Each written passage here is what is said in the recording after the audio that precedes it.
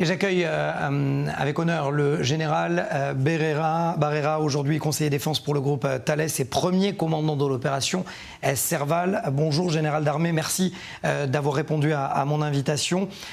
Une opération qui a débuté le 11 janvier 2013. Souvenez-vous exactement de où vous étiez il y a 10 ans. Ouais, c'est une bonne question. Bah, écoutez, il y a 10 ans, j'étais à Clermont-Ferrand, puisque je commandais la 3e brigade mécanisée, qui était une des 8 brigades interarmes de l'armée de terre française. C'était un week-end, le 11-12, et en fait, c'est en écoutant la radio le matin, j'ai compris qu'en fait, le monde, en tout cas, venait de changer, venait de basculer, en tout cas pour la France, puisqu'on avait un otage qui a été tué en Somalie. Au même moment, on avait un capitaine qui était tué à la tête de son hélicoptère en arrêtant des colonnes de djihadistes vers Mopti Sévaré. Voilà, donc c'était le déclenchement de l'opération Serval qui venait en fait de s'opérer par cet incident, enfin en tout cas par cette première embuscade. Alors, votre objectif, et vous le recevez de votre chaîne de commandement, c'est de repousser, d'annihiler, d'abattre les nids terroristes du Moudjahou et d'AQMI.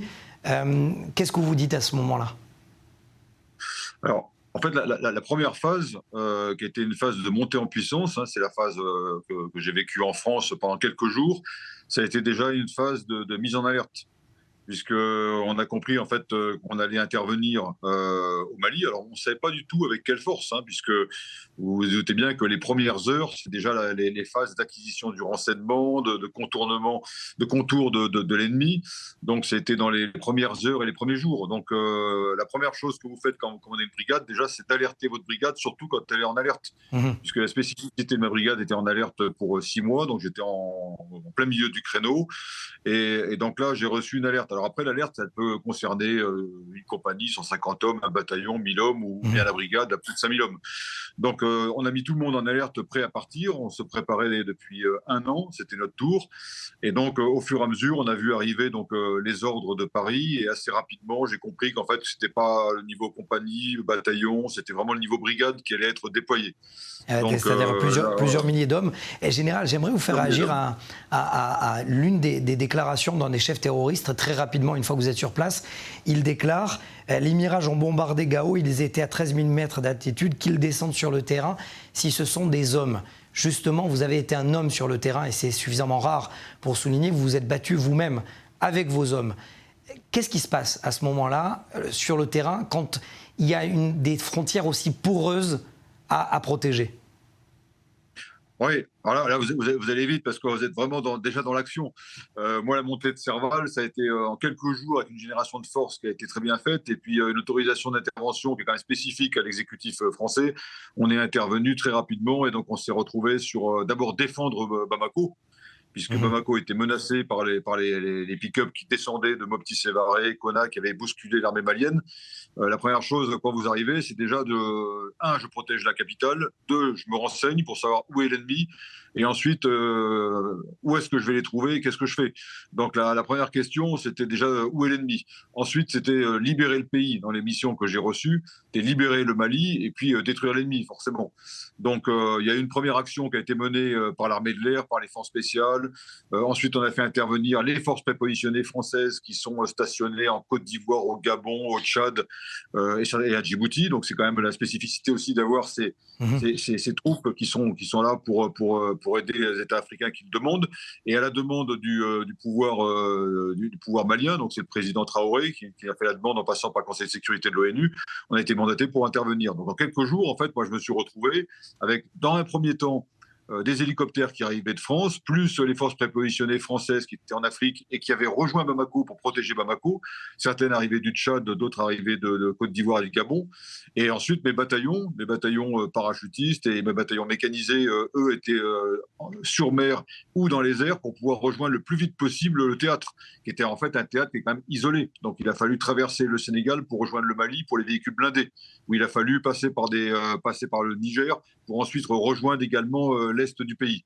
Donc on s'est retrouvé finalement en quelques jours, voire même pas quelques semaines, engagés sur un théâtre immense On arrivait, on était encore en Afghanistan, on terminait l'Afghanistan, donc un théâtre qui était non pas gros comme un département français qui faisait 50 km sur 100, mais sur un théâtre qui faisait 1500 sur 1500 km, on s'est retrouvé avec une force qui faisait 4 à 5 000 hommes.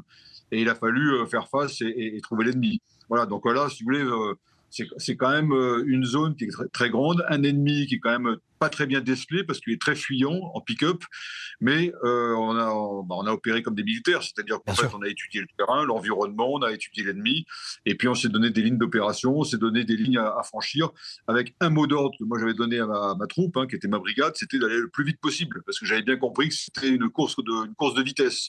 Course de vitesse pour en fait libérer le pays et pour éviter que l'ennemi sorte du pays et qu'en fait on libère le pays mais qu'on ne détruise pas l'ennemi et qu'on ne puisse pas ensuite installer un gouvernement démocratique, ce qui était quand même le troisième objectif, quoi. Exact. Et justement, avec le recul, 10 ans plus tard, parce que l'opération Serval s'est transformée en opération Barkhane, avec des changements politiques du côté du Mali, avec des milices russes Wagner qui cherchaient à déstabiliser le pays. Avec le recul, justement, vous vous dites que l'issue était inévitable quand on regarde de plus près les retraits américains d'Irak et d'Afghanistan? Là, on se projette déjà 10 ans après. Moi, ce que je peux vous dire pour l'opération Serval, c'est que c'était une opération pleinement réussie, où on a libéré un pays, détruit l'ennemi et permis 6 mois après, donc finalement, de la réélection d'un président de la République. Bon, ensuite, on s'est installé, pas dans la durée, mais on s'est installé sur des zones pour pouvoir tenir et permettre à l'armée malienne de remonter en puissance, permettre également à l'ONU de mettre une force de plus de 10 000 hommes, qui a quand même finalement aider à garder la paix. Mais vous le savez bien, en fait, une armée ne peut pas se substituer à un État. Bien sûr. Et cette intervention, qui est une intervention réussie, avait pour objectif de permettre à l'État malien ensuite de retrouver et de transformer ses succès tactiques en une paix durable avec sa population, qui était quand même une population assez déchirée, disparate. Donc c'est ça qui a été fait dans les années suivantes avec, je veux dire, avec quand même l'assurance vie de la MINUSMA, avec l'assurance vie de la force Barkhane, qui a été fait pendant de nombreuses années.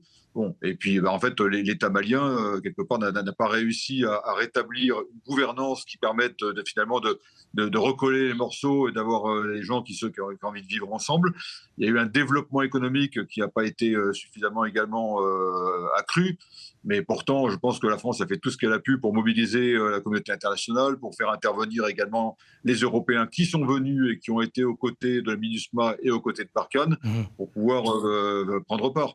Mais en tout cas, voilà. On ne peut pas remplacer l'État malien. L'État malien, si vous voulez, après, on a eu, vous avez suivi, il y a eu un coup d'État, ensuite un colonel qui a appelé Wagner et qui a appelé les Russes, avec des opérations d'influence anti-française. Bon, la force française ne pouvait pas rester sur place. C'est la bonne décision qu'a pris le président et qui a été ensuite suivie par l'armée française. Et on l'a bien compris, de toute façon, le rôle de l'armée, avant tout, qu'elle soit conventionnelle, du moins conventionnelle, c'est d'abord de réussir l'opération et avant de penser à l'étape d'après, puisque ça appartient aux politiques et aux diplomates. Ouais.